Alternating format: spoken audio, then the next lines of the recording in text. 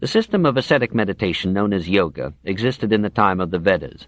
The Upanishads and the Mahabharata accepted it.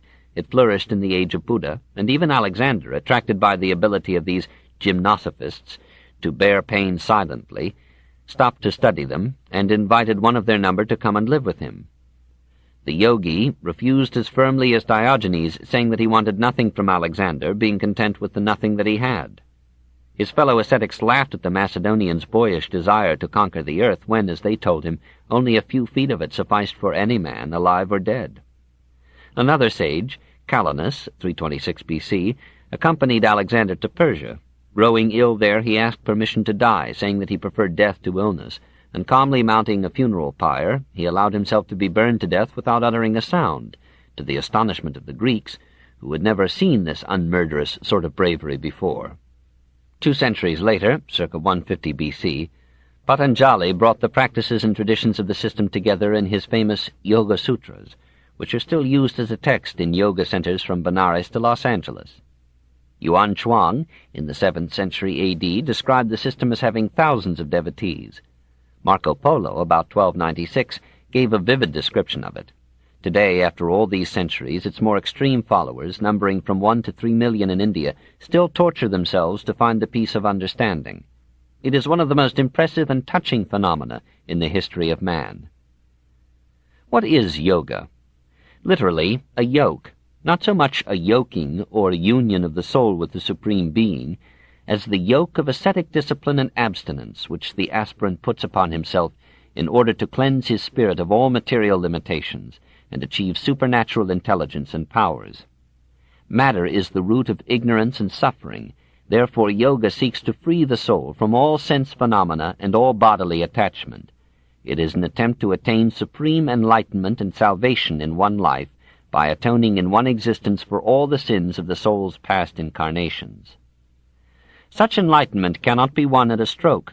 The aspirant must move towards it step by step, and no stage of the process can be understood by anyone who has not passed through the stages before it. One comes to yoga only by long and patient study and self-discipline. The stages of yoga are 8. 1. Yama, or the death of desire. Here the soul accepts the restraints of ahimsa and brahmacharya, abandons all self-seeking, emancipates itself from all material interests and pursuits, and wishes well to all things. 2. Niyama, a faithful observance of certain preliminary rules for yoga, cleanliness, content, purification, study, and piety.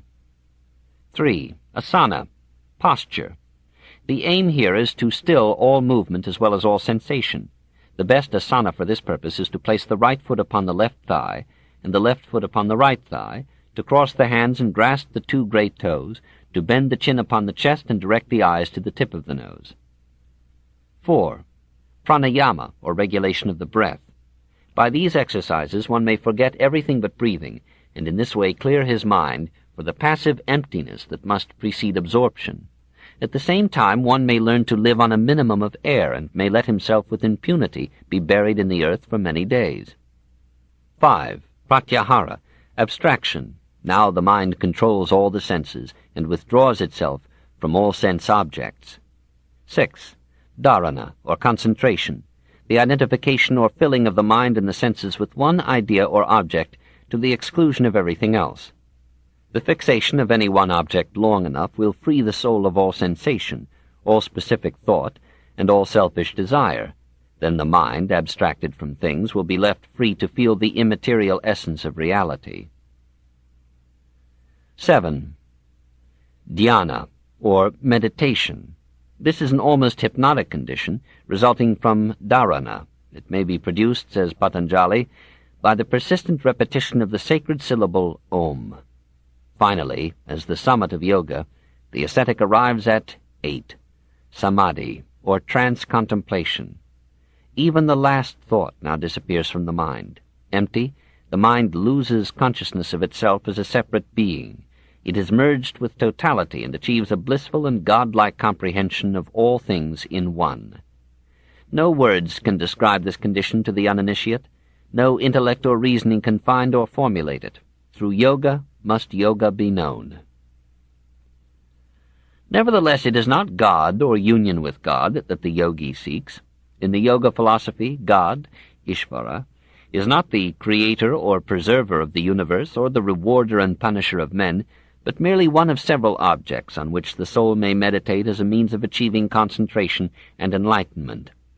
The aim, frankly, is that dissociation of the mind from the body, that removal of all material obstruction from the spirit, which brings with it, in yoga theory, supernatural understanding and capacity.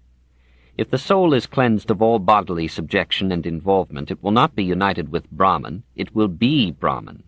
For Brahman is precisely that hidden spiritual base, that selfless and immaterial soul, which remains when all sense attachments have been exorcised away.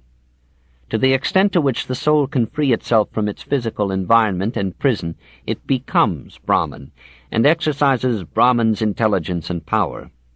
Here the magical basis of religion reappears, and almost threatens the essence of religion itself, the worship of powers superior to man. In the days of the Upanishads, yoga was pure mysticism, an attempt to realize the identity of the soul with God.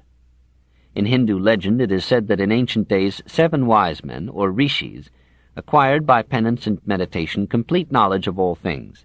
In the later history of India, yoga became corrupted with magic, and thought more of the power of miracles than of the peace of understanding. The yogi trusts that by yoga he will be able to anesthetize and control any part of his body by concentrating upon it.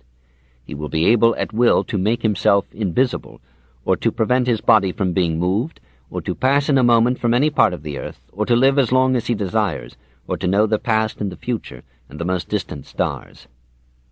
The skeptic must admit that there is nothing impossible in all this. Fools can invent more hypotheses than philosophers can ever refute, and philosophers often join them in the game. Ecstasy and hallucinations can be produced by fasting and self-mortification. Concentration may make one locally or generally insensitive to pain, and there is no telling what reserve energies and abilities lurk within the unknown mind. Many of the yogis, however, are mere beggars who go through their penances in the supposedly occidental hope of gold, or in the simple human hunger for notice and applause. Asceticism is the reciprocal of sensuality, or at best an attempt to control it, but the attempt itself verges upon a masochistic sensuality in which the ascetic takes an almost erotic delight in his pain. The Brahmins have wisely abstained from such practices, and have counseled their followers to seek sanctity through the conscientious performance of the normal duties of life.